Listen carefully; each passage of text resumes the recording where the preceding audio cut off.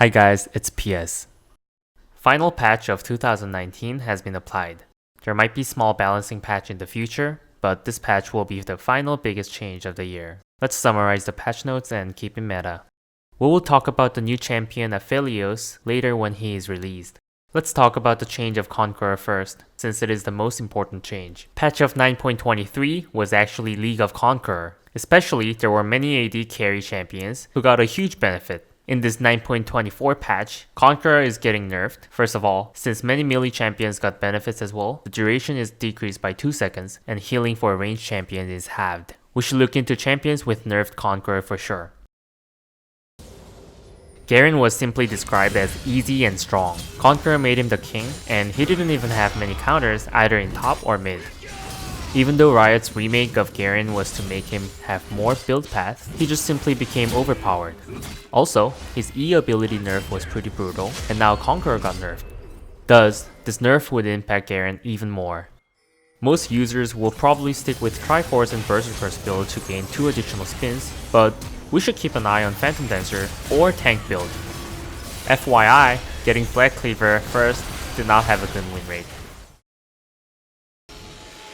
This patch buffed 2 passive junglers with lowest win rates. Ramus is the first one. Both increased health growth and lower taunt cooldown in higher skill level will empower his late game. As we mentioned last time, Ramus suffers in early game, but after 30 minutes, he becomes quite strong. To be honest, Ramus did not have a set build with cooldown reduction due to the Thornmail synergy. He could choose either Righteous Glory or Abyssal Mask. Now he can get Cinder Hulk, Bramble Vest, and get Righteous Glory before completing Thornmail. Most Ramus players mastered Q first for faster jungling, but it will be possible to get 3 Qs and master E. Lately, we observed more samples for top Ramus in Korea server. Perhaps it was due to Conqueror, but it did not benefit Ramus much. This Conqueror nerf will naturally get rid of Conqueror Ramus top. Amumu's buff is pretty significant. His Q cooldown is reduced by 2 seconds for the entire skill level. Amumu had 49% win rate for Platinum and above, but had 51.5% win rate in Gold and Silver. This buff will affect more in lower elo than in higher elo. We recommended Rise after the remake since he became easier and had a good win rate in patch 9.23. He scaled very well and could wave clear pretty early in the game. Thus, Riot balanced him a little. Conqueror shed a light to him in patch 9.23, but we expect to see more phase rush after the nerf.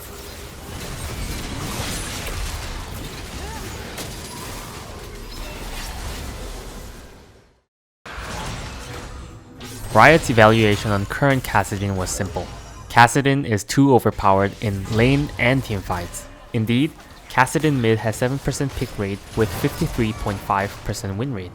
Even Electrocute increased his win rate without punishing him in lane. Based on the data, we can consider Electrocute Kassadin after this patch, since Electrocute with Presence of Mind on the secondary rune had 57% win rate. His W nerf will be minuscule, but Q nerf might annoy you.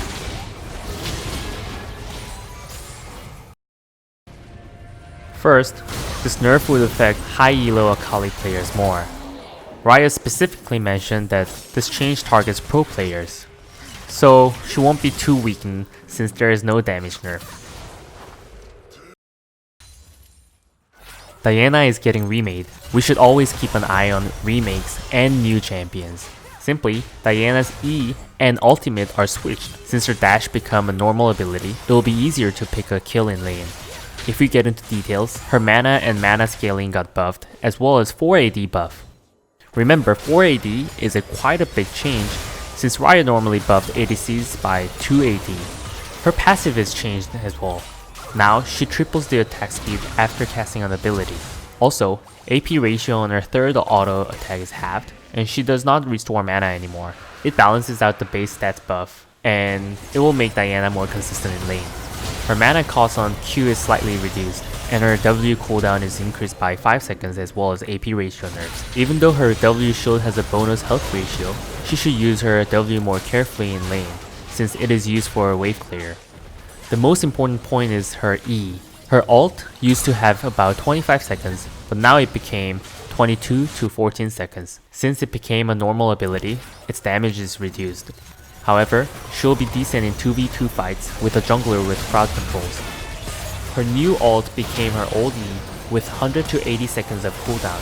However, it does AoE damage, which will add more damage in the teamfight. It is very important to see how powerful she is in lane. Since all of her abilities and passives are changed, her laning phase will determine if she will be a good or mediocre. If she doesn't have enough burst damage, she'll be mediocre since her CC is in ult with longer cooldown now. On the other hand, if she has enough damage, you can probably think about Hextech probuilds. Before talking about changes on AD carries, there is no change on Azir or Corki. Severe's win rate in 9.23 was significantly low, so Riot increased her AD by 2 as usual. That's it. New champion Senna was overpowered as expected. Both as AD and support were good. Since AD Senna had a very high win rate, Riot focused on nerfing AD Senna more. However, even with these nerfs, she'll still be used as AD and support. She will still be the top utility support as well. FYI, Senna's bend rate was over 65% in Master or higher. In Platinum and above, AD Senna had over 56% win rate, which is pretty good. We believe she should be nerfed more, and if you're not gonna play her, you should just ban her. It's time for this controversial cat. Before talking about the changes, let's see the directing point of Riot. The important point is that they want to make Yuumi take Airy instead of Comet. Yeah, Riot wants her to remain as a cat. They pointed this out.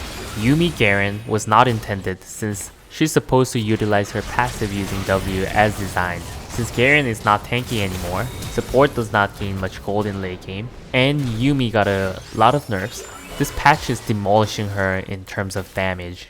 Yuumi's another problem is that there's a big gap between skilled and unskilled players. Now, it will be even harder to use her W. To utilize her passive, she should repeatedly bounce back and forth, tank CC, and get back to her owner. This quarter-second delay will punish some of these plays. She had around 38% win rate in Platinum and above. Perhaps, this nerf will get her uglier.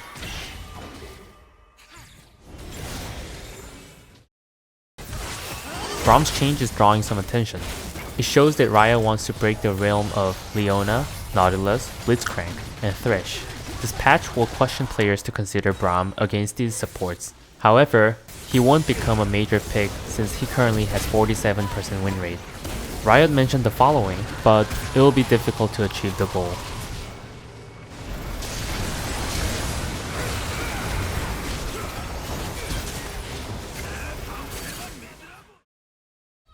Kharma gained more shield. Due to removal of Klepto, there wasn't a big advantage of using Kharma in solo lanes, so she's getting a little bit of buff.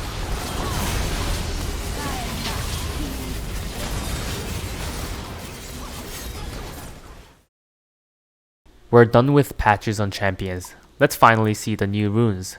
Prototype, Omnistone. Simply stating, Omnistone is updated to AI now. The obvious way to buff this will be shorten the duration, but it was proven to be too OP in PvE server. Thus, now we have AI on Omnistone. This is very meaningful, and we'll get back to this rune later once we have enough samples. Today, we read the patch 9.24 notes and discussed how the meta will change. Due to Conqueror nerf, it is possible to see more unique item builds. Subscribe PS and get helpful videos to stay in meta. We will do our best to summarize and inform you. Thank you.